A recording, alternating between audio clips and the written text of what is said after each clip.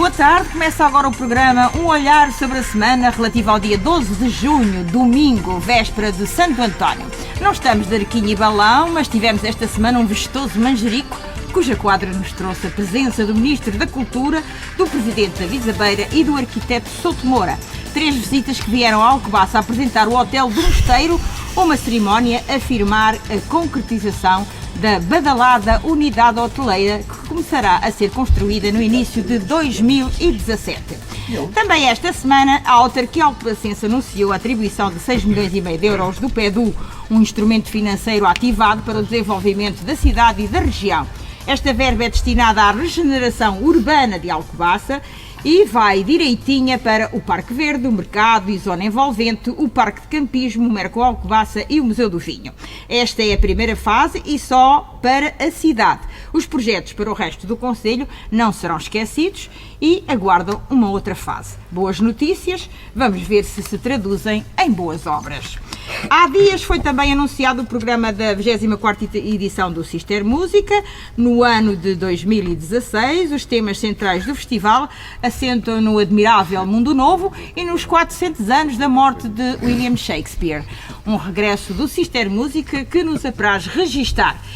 E, como escrevia Shakespeare, ser ou não ser, eis a questão, vamos direitinhos às questões de hoje apresentadas pelo nosso painel. Alberto Magalhães, João Paulo Raimundo, José Costa e Sousa e Rui Rasquilho. Este programa é gravado, a técnica hoje é somente da Estela Ribeiro. Bem-vinda, Estela. E olá, a moderação é de Piedade Neto. Vamos então começar com o primeiro tema de hoje, que pertence ao Alberto Magalhães, que dá o pontapé de saída, isto porque também já estamos no Euro. Alberto Magalhães, pontapé de saída para este programa. Olá, muito boa tarde a todos. Pontapé de saída ali, isto é ali com o nosso estimado colega João Paulo. O seu tema é conversas. Conversas, então conversemos. E a conversa que eu quero ter é com os meus estimados colegas de rádio, para me ajudarem a perceber aquilo que eu realmente li e ouvi durante a semana. 3 coisitas simples, e que me estão a fazer muita confusão, e estou certo que os meus estimados colegas me vão ajudar a perceber. A primeira é o feriado, lá estou eu com a mania de atacar ou não os feriados. Porque é que o 10 de junho? Porque é que o 10 de junho? Não sou nada contra Camões, aliás, faz todo sentido ser dia de Camões, é o dia em que supostamente morreu Camões. Agora chamar-lhe dia de Portugal é que eu não compreendo. De Camões e das comunidades. Mas porquê é que se chama de dia de Portugal? Eu chamaria dia de Portugal ao dia em que nasceu Portugal. Não estará na altura. Não estará na altura. Não se faz ideia. Podia ter sido a 10 de junho, podia ter sido a 10 de junho. Eu aponto muito para o 5 de outubro, para o dia 5 de outubro, com o Tratado de Zamora.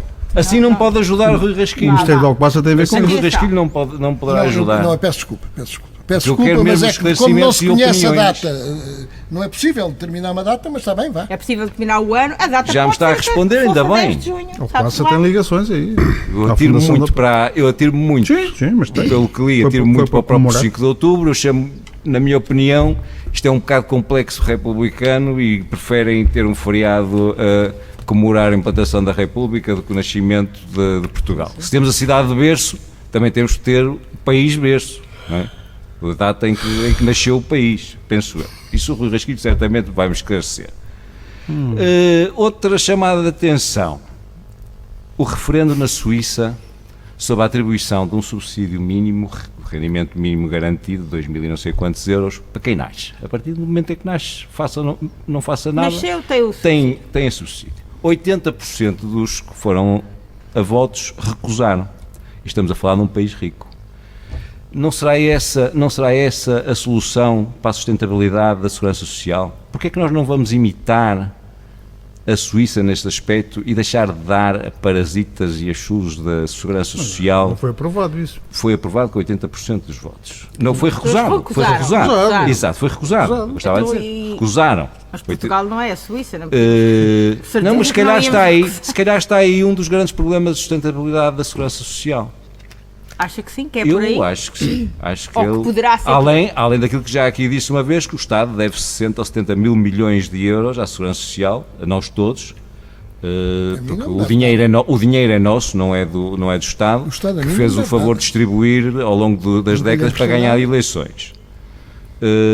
Por acaso, esta coisa da Segurança Social faz-me lembrar, no verão passado, houve um jornal de referência que todas as semanas publicou um artigo sobre cada setor, ensino, saúde, Segurança Social, etc., do país da Europa que consideraria exemplar e propunha nós transferirmos, com as devidas adaptações, esses sistemas para cá. Eu não sei porque é que não havemos de olhar um bocadinho com mais atenção para o sistema de segurança social suíço, mesmo na vida das reformas, os limites das reformas, etc. Finalmente, Caixa Geral de Depósitos. Até deixar de haver tetos salariais para a Caixa Geral de Depósitos. A Caixa Geral de Depósitos é muito engraçado, porque eu ouvi nestes últimos anos sempre todos atacarem a injeção de dinheiro nos bancos privados, porque era dinheiro nosso, era devido a má gestão. E neste momento estamos na iminência de ver 4 mil milhões, pelo menos, a serem injetados na Caixa Geral de Depósitos, com uma notícia de que 19 administradores irão gerir esta belíssima casa, e ninguém diz nada. Então já não tem nada a ver com isso. Fazemos bem, isto dá 400 euros por português, quer dizer, fazemos bem a estar a dar à Caixa Geral de Depósitos e fizemos mal a dar aos outros. E eu estou à vontade em dizer isto porque sou a favor, já aqui disse várias vezes, que um banco para mim é uma empresa como outra qualquer. É viável ou não é viável? Fecha ou continua? Eu espero que os meus colegas, com os seus distintos comentários, me ajudem a tentar esclarecer estas dúvidas que pairam. Ajudar, com certeza. Aqui. Vamos continuar neste tempo com estas conversas. João Paulo Raimundo, as conversas do Alberto Magalhães suscitam-te algum comentário? Ou algum acréscimo à questão? Sim. Boa tarde a todos. Boa tarde a todos. O Alberto começou pela questão do Dia de Portugal, etc. Bem, eu relembro que nós estamos nos domínios, nos Cotos de Alcobaça. Um dos objetivos de Dom Afonso Henriques ao mandar construir o Mosteiro de Alcobaça foi precisamente comemorar a fundação, o nascimento de Portugal. Portanto, não estamos muito longe disso. Os outros temas já estão mais ou menos falados. Agora, a Caixa de Depósitos, vamos falar. Eu depois falo. Penso que o teu tema tem muito sobre isso, não é? Vou abordar esse tema com mais detalhe. Então, José Costa e Sousa, estas conversas do mais complicado, do mas Alberto é para Magalhães, nomeadamente... Quanto à Caixa, a única coisa que eu tenho a dizer é assim: porque é que não há uma comissão de inquérito para aquilo? É a única coisa que eu não entendo. Porque o resto, se houve injeção de dinheiro nos bancos privados, tem que haver claramente no banco público. Agora, porque é que o banco público chegou onde chegou? Porque é que não há uma comissão de inquérito? Porque é que quem dizia tudo do pior sobre comissões de inquérito para bancos tinha que haver, porque aquilo é... E há um partido extraordinário que diz que os bancos são uma coisa demasiado séria para estarem na mão de privados. Chega-se à conclusão com isto da Caixa que o problema não é esse. Eles deviam reformular a frase para os bancos são uma coisa demasiado séria para estarem na mão de incompetentes e vigaristas. Porque se eles dissessem isso, estava o problema resolvido. Quanto a estes administradores 19. É uma vergonha. Mas mesmo, não sei se é uma vergonha. Para mim a questão nem se põe nesses termos. Pois é assim, não se dá o exemplo. Não são executivos. Não se dá o assim, mas não se dá o exemplo. Estas coisas às vezes... Sim, o grande problema nem é tanto os montantes que podem estar envolvidos. É exemplo. Numa altura em que se diz assim, é preciso poupar, é preciso cortar, é preciso ter juízo. Depois dá-se uma imagem que até pode nem ser verdadeira, mas dá-se uma imagem de que quando toca a determinado tipo de gente que se pode gastar à vontade. E esta imagem não é agradável. E os exemplos têm que vir de cima para que os de baixo tenham a seguir vontade também de cumprir. Portanto, este é o grande problema da Caixa. E depois aquilo que eu disse, de não haver comissão de inquérito nenhuma, já percebi que não há. O que é que acha que vai acontecer porque eu acho que há de haver poucas vergonhas ao longo destes últimos 10 anos que muito boa gente não quer, porque há aí uns rapazes agora que passam por ser os mais sérios do mundo e os melhores do mundo e com eles é tudo corretíssimo, e depois quando chegar à conclusão que houve determinados governos em que alguns também tiveram, que foram muito culpados disto, e administradores que tinham um pouco mais que a quarta classe, e que a gente sabe como é não que esquecer, geriam. Deixa-me interromper então para não sobrepor. Não esquecer que um dos belíssimos negócios que a Caixa Geral de Depósitos fez foi emprestar dinheiro a individualidades, milhões e milhões, para tomarem posição acionista num banco privado Sim, concorrencial. claro, foi tudo isso. E as garantias eram as próprias ações. Sim, claro, foi tudo isso. E é por isso mesmo que se calhar não vai haver comissão nenhuma de inquérito. Portanto, agora, quanto à questão do 10 de junho, o 10 de junho é o que é e está muito bem assim. Na minha opinião. E antes até era o dia da raça, agora já não se usa dizer isso, mas pronto. E a terceira coisa que ele falou foi? Não foi isto. Foi isto. Banco, a Segurança Social na Suíça. Quanto à Segurança Social na Suíça é óbvio que não tem nada a ver com a nossa. O nosso problema. Eu sei que não tem nada a ver com a nossa. Eu estou a falar, eu falei foi de dar dinheiro, eles recusaram de dar dinheiro a quem não faz nada. Todas as não contributivas. As prestações não contributivas. Pá, a não ser exceção. Criarias um mundo de miseráveis, uma horda de pequenos criminosos. Não creio. Assim. Pá, não, queres. Não creio. Está bem. Criavas mais de 200 mil empregos, que era 200 mil polícias, mais de 200 mil polícias para tomarem conta das coisas. E depois pagavas, e era a segurança social para pagar. Se achas que a solução é continuar a distribuir dinheiro a quem não faz, nem quer fazer nada... Para passar ao Rui Rasquilho sobre ela, estes temas que o Alberto apresentou... Somos dos poucos países do mundo, se não o único, que festeja o seu Dia Nacional com um poeta. Normalmente, e comecem a fazer as vossas contas e chamem pela vossa memória, ou são as independências que se conseguiram de forma mais ou menos violenta, ou são situações de guerra que acabaram em vitória para o país que comemora. Enfim, há toda uma série de situações que só nos dão alegria por fazermos o nosso dia no dia de um poeta. Viva os poetas! Isto é muito importante. É a primeira coisa que eu quero dizer. E quanto à Segurança Social, o Camões também tinha uma tensa que teve que pedir ao rei para poder sobreviver. E, portanto, todas estas coisas têm que ser vistas com cuidado. Aquilo que os suíços fizeram, os suíços são os suíços, os portugueses são os portugueses, e cada um tem assim a sua idiosincrasia, e logo se... Não é agora, isto está em causa. É outro país, pronto. Bom, eu penso, não se me oferece dizer mais nada. Pronto, vamos passar ao tema do João Paulo Raimundo, que é justamente aquilo que já aflorámos aqui, banca. E com isto... É banca porque realmente é um tema que nos deve preocupar a todos, porque nós temos em Portugal uma situação em 2011, provocada pelo talvez um dos piores governos de todos os tempos em Portugal, provocada pelo governo de Sócrates, que tem a ver com a entrada da Troika. Com essa entrada da Troika vinha incluída uma verba de 12 mil milhões de euros, que era exclusivamente para injetar na banca, porque se sabia que a banca tinha, com a quebra do imobiliário e com aquela recessão toda, que também foi provocada pela crise mundial de 2008, começou nos Estados Unidos, como toda a gente sabe, portanto, estavam identificados os alvos, sabia-se onde é que deviam ser injetados esses 12 mil milhões e meio, e nada foi feito. Ou seja, muito pouco foi feito. Como se sabe, foi utilizada uma verba muito inferior a essa. O que é que acontece? Com esse adiamento, provocaram-se situações inacreditáveis. Aconteceu o caso Banif, aconteceu o caso BES, que agora, em princípio, será vendido até agosto.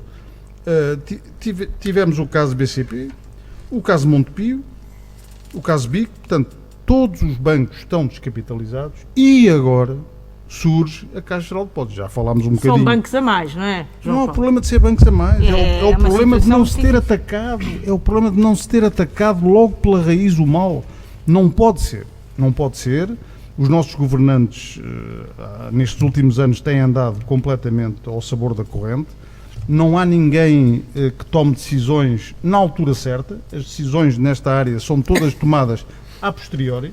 Ou seja, quando a casa está a arder é que se vai tentar remediar o mal. Não é assim. E realmente não podemos continuar assim.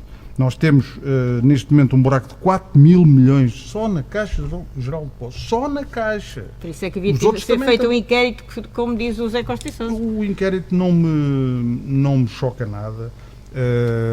E eu sei quem é que vai atingir. Vai atingir pessoas do Bloco Central. Claro, mas seja quem for. Pois, é que não se pode dizer mal de partidos como tu estavas a dizer, que não tiveram Seja nada a que- ver. seja quem for. Ouviste Que mal. não tiveram nada a ver. Ouviste mal. Por não quererem a comissão. Por não quererem a Ouviste mal. comissão. Mas aí... Já falas, é É que Constituição, já falo. nós temos que saber quem é que foram, desde o Vilar, e não sei, é tudo gente ligada ao PS e ao PSD. Mas já lá está outra vez o Rui Vilar agora Sim, é já- administrador. sim, mas não é executivo, ok. Mas lá está. Mas lá está. Mais uma vez, PS e PSD a comandar a Caixa. Como nos últimos 40 anos. Não há novidades que nesta matéria. E achas então que devia ser feito também assim inquérito para descobrir fosse quem Não, fosse? não me choca nada. Não, Aliás, não, como não- diz o povo, não se encobra em malandros. Nada, é isso? nada. O país corre o risco de uma redução do rating. Estamos a correr E de que um maneira? risco de um novo resgate. Epá, não podemos andar a brincar com isto. É a vida das pessoas, é a vida dos portugueses que está em jogo. Da Constituição. Quer Sobre isso. dizer o seguinte, concordo com o João que houve de facto muito medo, um bocado à portuguesa, adia-se, empurra-se com a barriga, as decisões difíceis, o descobrir, empurra-se o lixo para baixo do tapete para fingir que não há nada de grave, e isso normalmente não corre bem, porque as doenças vão aumentando, depois quando é para as curar é muito mais grave e às vezes nem é possível curar. Agora, o caso BES é diferente porque o BES era do dono disto tudo. Portanto, tipo, hoje tem-se a noção que havia muito medo de afrontar o dono disto tudo e as pessoas que giravam à volta de não, mas não vale a pena. Se alguma coisa isto teve de bom, se alguma coisa isto teve de bom, foi que o poder democrático tem mais poder que o que tinha. Hoje, não tenho a menor dúvida, que o poder democrático e eleito tem mais poder que o que tinha até há um ano ou ano e meio. Porque o poder democrático era absolutamente submisso, em todos os setores era absolutamente submisso a quem se veio a provar que não tinha a dimensão que se pensava, dimensão em termos profissionais, em termos éticos, em termos morais. Tal DDT. Pronto, ou seja, pá, se alguma coisa ou boa foi a teia ter sido desmontada. Portanto, o BES era uma questão um bocado diferente. Agora, a banca, epá, de uma vez por todas, a banca tem que ser levada muito a sério, porque a Irlanda chegou onde chegou só por causa da banca. E nós, muito provavelmente, também, muitos dos males também são por causa da banca, nomeadamente porque a banca. Porque eu tenho uma teoria, que hoje não tenho dúvida nenhuma, que é muito próxima daquilo que eu digo. Há 10 mil que com estes banquinhos e banquinhos estão todos super ricos para 10 gerações e 10 milhões que vão pagar as fortunas escandalosas de 10 mil. É que já toda a gente percebeu que houve 10 mil pessoas que enriqueceram de uma forma absolutamente escandalosa, e eu não sei se não seria de pedir responsabilidade a toda a gente e sacar tudo o que se prove que foi ganho indevidamente. Porque se calhar de uma vez por todas, porque ele precisava de uma mão firme e de ferro para tratar destas questões, porque vai haver centenas de meninos a passear-se em grandes carros, em grandes vidas, sem que nada daquilo fosse ganho com dignidade, e há muita gente a passar grandes dificuldades em função disto, e os responsáveis, nomeadamente por estas questões, deviam ser altissimamente penalizados. Não é o gajo que assalta aqui o mercado e que rouba um saco de maçã. E sobrou para outras empresas, a PT. E os lesados, Sobrou para tudo. e as pessoas tinham as esses suas mamaram- poupanças, os lesados, Sobrou para tudo. poupanças de uma vida que Zé ficaram Malvado sem e elas. os outros Rui todos. Rasquilho. Não, eu acho que o que foi dito é uma realidade e eu amedronta-me, se quiserem, este mundo da finança que acaba com uma grande opacidade por controlar o próprio poder político.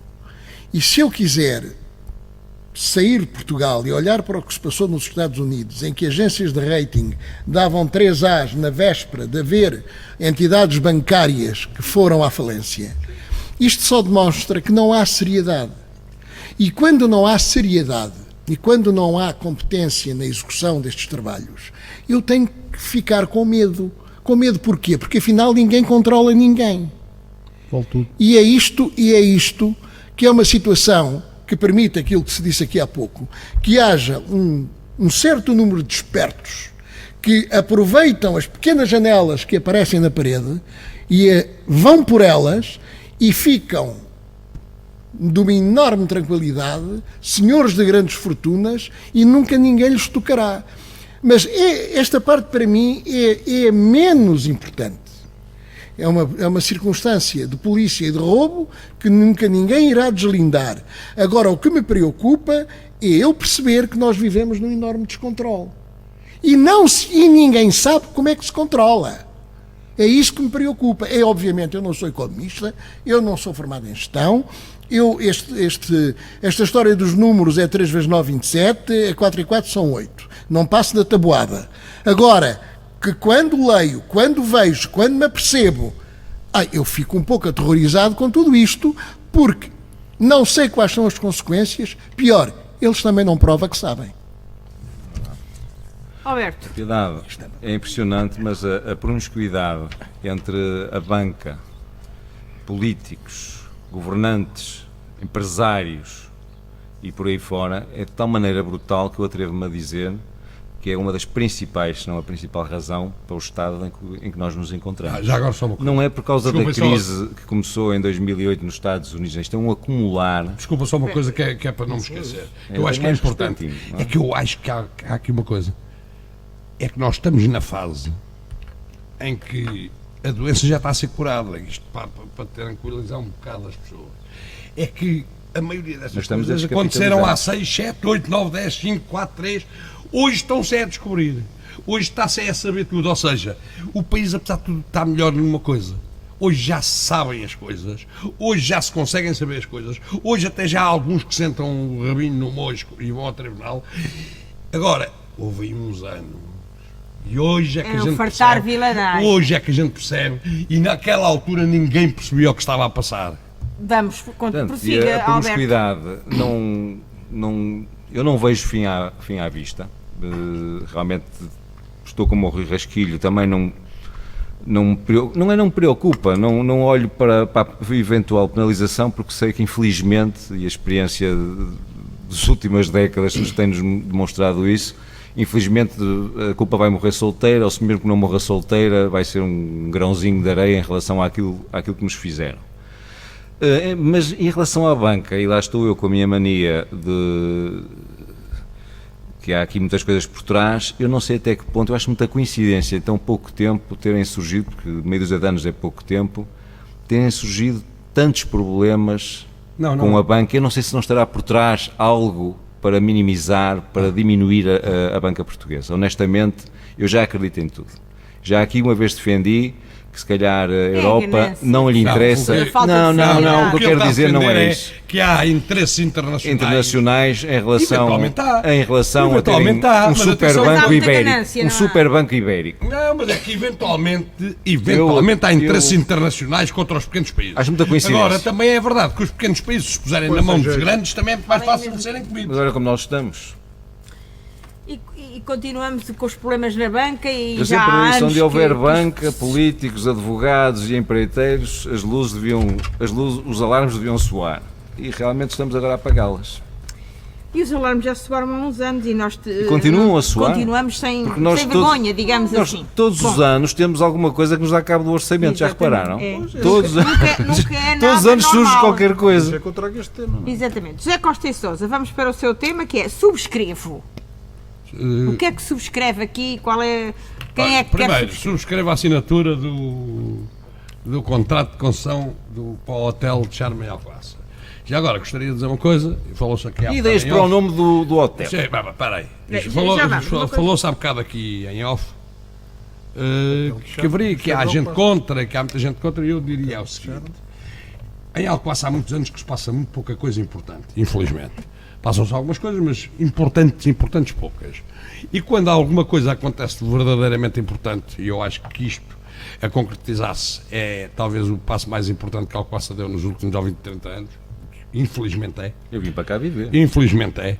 Conclusão. Diria assim, eu não sou propriamente um revolucionário, mas gosto de ver mudança, nomeadamente quando a mudança é para melhor. Acho que a mudança faz parte das sociedades, as coisas alterarem-se, porque eu ouço aqui muita gente que é, quando não se faz nada, sentem-se deprimidos porque está a morrer e não se faz nada. Quando se faz alguma coisa, sentem-se incomodados e também deprimidos porque se desconfiados. A paz podre. E eu, não sendo revolucionário, acho que há um estádio intermédio entre ser revolucionário e completamente reacionário.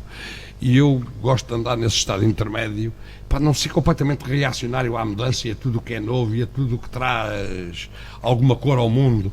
Eu acho que há demasiada gente cinzenta que gosta sempre que para quem o dizer mal e o contestar de qualquer coisa que se faça é um prazer imenso. Dito isto, subscrevo as declarações de um homem, dos homens que eu acho que melhor pensa Portugal, que é o Dr. António Barreto, nomeadamente sobre a educação. E eu vou dizer só duas outras coisas que eu acho que ele disse com importância, que foi que ele não discorda das medidas que o Governo tomou, acharia que elas deviam ser tomadas a 4, 5, 6 anos, que é para dar o tempo às famílias, às pessoas e aos colégios e aos profissionais, né, de arrumarem a sua vidinha e de saber que o contavam. Segundo, com outra coisa que eu concordo também plenamente, que se assiste hoje em Portugal, por via desta questão da educação e deste confronto, a manifestações de rua muito à direita e a manifestação de rua muito jacobinas, muito republicanas, muito laicas. E ele dizia uma coisa, e eu acho também, que sempre houve alguma capacidade de coexistência entre alguma direita ligada até a uma igreja muito conservadora e o republicanismo laico. Sempre houve alguma capacidade, e eu não sei se isto não é o extremado de posições definitivo. E em segundo lugar, dizer que ele dizia muito bem que se pode ir para um modelo tipo inglês, em que o privado passa a ser para as elites, em que se criam pessoas muito bem formadas das elites,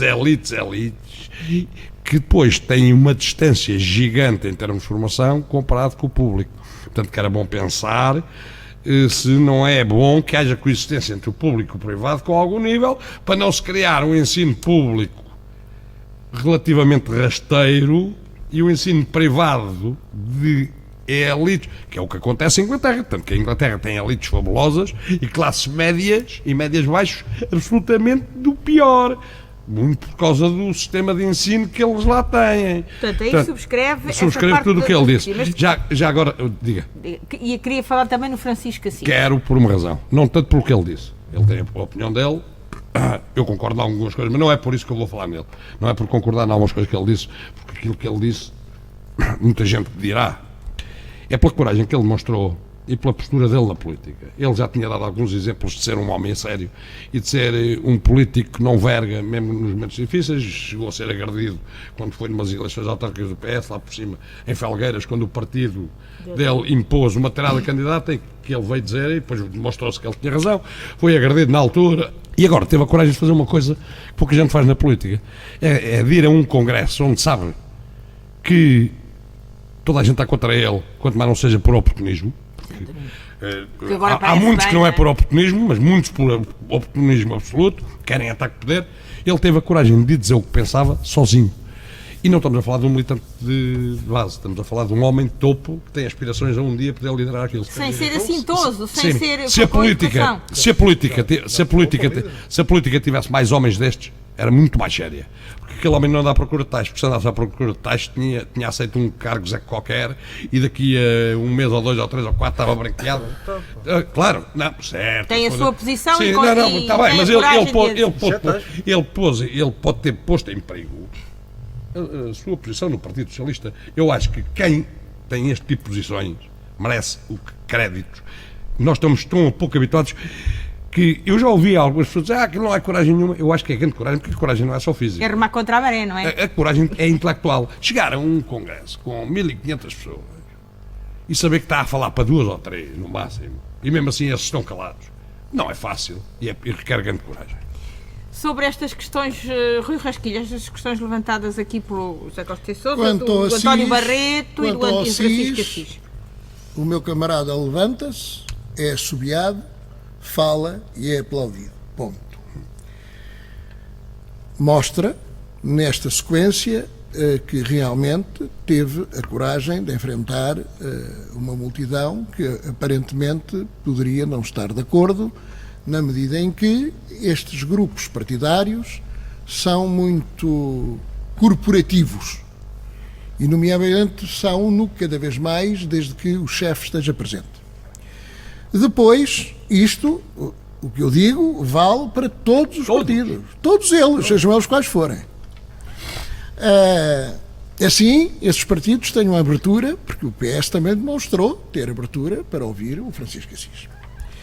E não o pôs para uma hora muito tardia. Não. Desta vez serviu de lição, as coisas têm que ser pedagógicas, as pessoas têm de aprender com os erros, e isso é a democracia.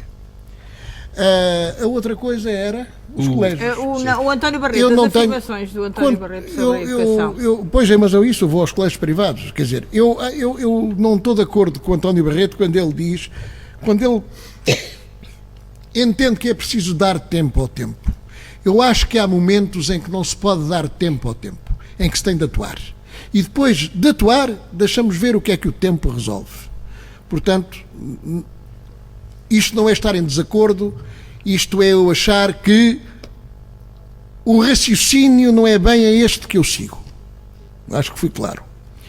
Quanto aos colégios privados, nunca tive nada contra colégios privados. Eu disse aqui no sábado passado que eu estudei em colégios privados, que o meu filho estudou em colégios privados e que a minha neta estuda em colégios privados. Mas somos nós que os pagamos. Claro, também o meu. É assim. Isto não significa que eu não entenda que quando não há outra possibilidade para a universalidade da educação, que não haja soluções de contrato com determinados colégios.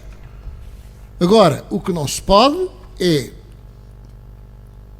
fazer a medida toda pela mesma régua. E haver redundância, como diz a Secretária de Estado. Alberto. Ora, Piedade, eu também vou repetir em relação à semana passada. Igualmente, já que o Rasquilho fez, também vou fazer. Eu, quando na comparação, seja do que for, não entra a qualidade, como não entra neste caso, a mim assusta-me. Não entrando a qualidade, assusta-me. E não digo mais sobre o ensino, porque para mim é fundamental este termo e este fator. Em relação àquilo que Costa Sousa disse também aqui do bairrismo em Alcobaça, eu não me esqueço que quando me vim viver para aqui, sempre que abria ou um banco, ou um supermercado, ou fosse o que fosse, ouvia-se dezenas de pessoas dizer mais um. Mas para que é que vem mais um supermercado? Para que é que vem mais um banco? Quer dizer, querem que isto cresça como? O hotel está a dar o que dá no Facebook estudos também. De mercado. Exatamente, era o que eu ia dizer. Parece que fizeram os estudos de mercado. Ou os outros são todos parvos. Ainda não fechou nenhum. E quantos hotéis há neste país em localidades, hotéis históricos, em localidades muito mais, mas muito mais pequenas que Alcobaça e têm uma taxa de ocupação brutal? Lá está, temos que ter a qualidade naquilo que vamos apresentar e vamos oferecer ao turista.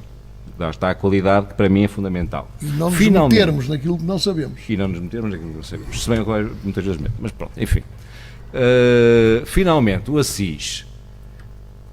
Que melhor elogio posso eu fazer ao Sr. Dr. Francisco Assis de que eu sei que há mais como ele, poucos, não estou a falar também de partidos nem nada, e lamento imenso, tanto ele como esses poucos, que eu poderia aqui dizer, mas não vem a propósito, que pena não terem um partido deles. Mais nada. Posso ir para o João Paulo? Sim, senhor. João Paulo, sobre isto. Muito rapidamente já, porque temos ainda um tema. Sobre o António Barreto, eu acho que, eu também ouvi a entrevista dele, eu concordo com uma pequenina parte que o Barreto disse, que era, seria mais correto da parte deste governo dar um ano para reorientar os privados, ou seja, em vez de ser, termina já, dar-lhe mais um ano inteiro, ou seja, um ano letivo, claro, não estou a falar de um ano. Um ano seria talvez razoável para eles reorientarem a sua organização. Mas aí eu concordo perdem com os anos de iniciação de Não, ciclo. está bem. Sim, mas era mais correto do ponto de vista sim, pelo menos um ano letivo seria mais correto. Quanto ao Assis, falou no Congresso, acabou por ser aplaudido por muitos, incluindo pelo António Costa. Aliás, eu acho que ele foi aplaudido por ter sido pelo António Costa. Pelo António Costa, os outros viram e disseram sujeito. Mas isso revela. Mas também bate. Eu sei também como é que são os cargos da política. Isso revela muita inteligência. Vamos continuar. Isso só revela que o António Costa é inteligente, não é burro todo. Eu relembro-me que tu dizes aí que o Assis não tem taxa, não sei. Eu relembro que o Assis não é um qualquer, ele é eurodeputado, que, como toda a gente sabe, é um dos melhores ordenados que anda para aí, não é? Vamos então Este Ministro da concluir Educação, este tema. este Ministro da Educação teve a distinta lata de começar com aferições que não servem para nada em alunos do segundo ano e do quinto. Quinto e Quer oitavo. dizer, não se acaba o ciclo, não é? Os 4 anos, nem os 6, portanto não vai haver ponto de comparação com o que se fez neste país nos últimos 20 anos em educação. Nós todos os anos sabíamos as aulas, os que somaram mais, menos, o que é que preciso emendar, etc. Assim, as estatísticas de 20 anos ou de mais de 20 anos de investimento na educação foram à vida, pelo menos até ao Estas sexto ano. provas de aferição também, enfim, são uma Enfim. camuflagem de outras coisas. Sou o Dr. Rasquilho. Bom, vamos ao tema do Rui Rasquilho, que propõe Passo Fundo em Alcobaça. Então, Eu sempre fui adepto do intercâmbio de estudantes em todos os graus de ensino. Acho que abre perspectivas, abre horizontes, permite que as pessoas se viajam desde cedo e contacto com outros países, com outras maneiras de ser, não vem importante estar contra o hotel no mosteiro, por exemplo. O mundo dá-nos outra perspectiva das coisas. Isto, eu não tenho qualquer dúvida naquilo que estou a dizer. Passo Fundo tem uma coisa verdadeiramente extraordinária. Tem uma belíssima universidade, fica ao pé de Porto Alegre, e realiza, eu só não me recordo se é todos os anos, se é de 2 em 2 anos, eles estruturam um convite a um escritor de língua portuguesa e durante todo o ano na universidade os alunos estudam a vida e a obra desse escritor. E depois, toda a gente vai para um estádio, estou-me a referir a dezenas de milhares de pessoas, e o escritor fala de si e da sua obra, e naquela enorme multidão há indivíduos que conversam com esse escritor. Isto é uma coisa verdadeiramente extraordinária. Ora, os alunos de arquitetura, 24 alunos do final de licenciatura de Passo Fundo, vieram hoje a Alcobaça, estiveram a ouvir umas charlas teóricas no auditório pequeno do Cine Teatro de Alcobaça. O Presidente da Câmara foi lá também para falar com eles, porque achou que era importante este intercâmbio, porque eles vieram dos dias da sua semana em Portugal, foi virem a Alcobaça, perceber o urbanismo de Alcobaça, são arquitetos, perceber algumas situações arquitetónicas, perceber o mosteiro e a sua construção, e com estes dois vetores, perceberem que o território é poder e a importância do território aonde nós, que estamos aqui, os ouvintes que nos estão a ouvir, vivem. Os alunos adoraram, foi tudo muito simpático, ficaram muito felizes por terem tido este contacto, foi um dia inteiro de trabalho e essa situação agradou-me profundamente. Depois, eu tenho muita pena, sei que só faltam 4 minutos, mas eu gostaria de dizer que há 37 anos há uma comunicação no Congresso Internacional de Defesa do Património que se realizou em Alcobaça, que propunha um estabelecimento hoteleiro justamente onde ele está agora e que propunha ensino superior de investigação no claustro do Cardeal. Isso está escrito, já lá vão 37 anos, portanto, não tenham dúvidas nenhumas que os projetos de conservação integrada, isto é, de preservar as ruínas, estão no bom caminho em Alcobaça, embora tenham demorado quase 40 anos. Alberto, Muito rapidamente, rapidamente, temos pouco tempo, estas coisas acontecem porque realmente as instituições, além de qualidade, têm autonomia. E têm autonomia para escolher os seus professores que apresentam estes projetos aos alunos. E os alunos desenvolvem-nos e ganham um gosto por eles e vêm estas visitas como o Rui Rasquilho acabou de dizer. É a qualidade que volta a sublinhar, Alberto. E a importância dos professores dos gestores dos estabelecimentos de ensino poderem escolher os seus professores. João Paulo, rapidamente um sublinhado aqui. Essa parte que o Rui falou é muito interessante. Aliás, no Books and Movies também se faz um bocadinho isso. conversas com escritores, portanto é muito interessante isso. Quanto ao hotel no Mosteiro, realmente há quase 40 anos que se fala nisso, muitos estão contra, mas e defendem que fosse feita lá uma universidade. Não é possível. As pessoas ainda não perceberam que o Estado está a desinvestir, o Ministério da Educação está a desinvestir noutras universidades. Como é que vai criar agora uma aqui? Não é possível. E depois, por outro lado, não se vai mexer na parte nobre do mosteiro, não tenham medo. É uma parte que está a degradar-se e que está em ruínas e que pode inclusivamente ajudar a resolver toda aquela zona envolvente. Esperemos que sim, não é? Que é o que todos nós queremos. Com dinheiro privado, com dinheiro privado. Exatamente, sem nós. Exatamente, metemos lá dinheiro. Não está nada. Nada a acrescentar porque estou de acordo com o que foi dito. Tudo de acordo, portanto subscreve tudo aqui também.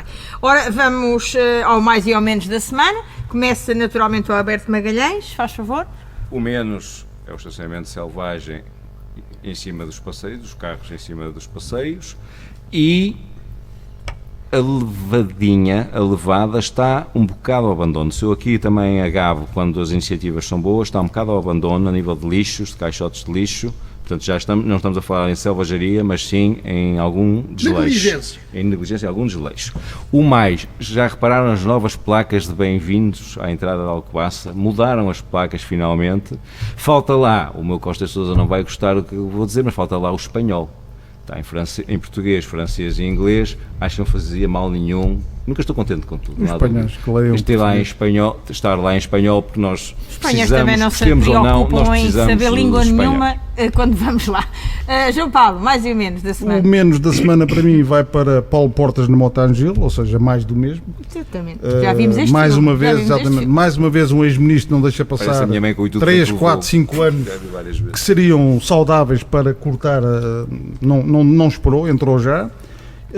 E o mais desta semana para mim vai para aquele bebê que nasceu com a mãe morta há 4 meses. Acho fantástico, acho extraordinário.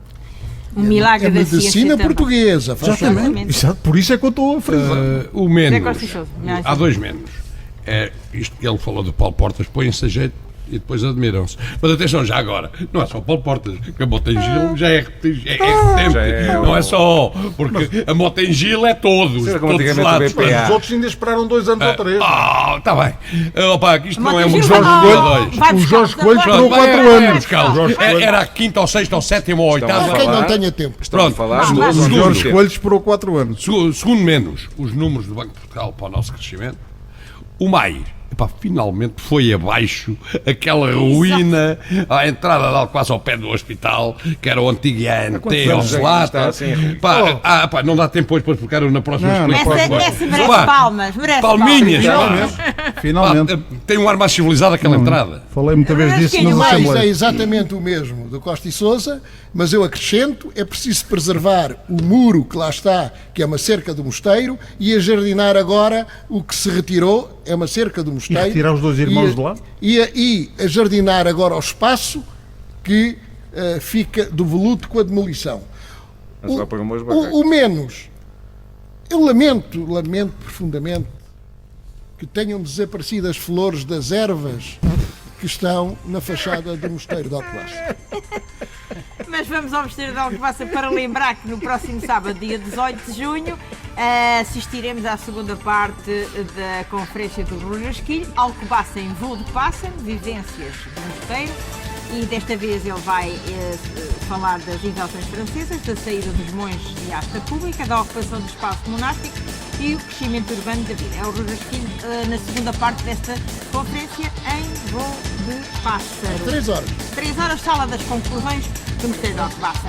Vamos terminar aqui então, é o ponto final de mais um olhar sobre a semana. Despede-se o painel, a Estela Ribeiro e a Piedade Neves. Boa semana, até domingo e bom Santo António para amanhã.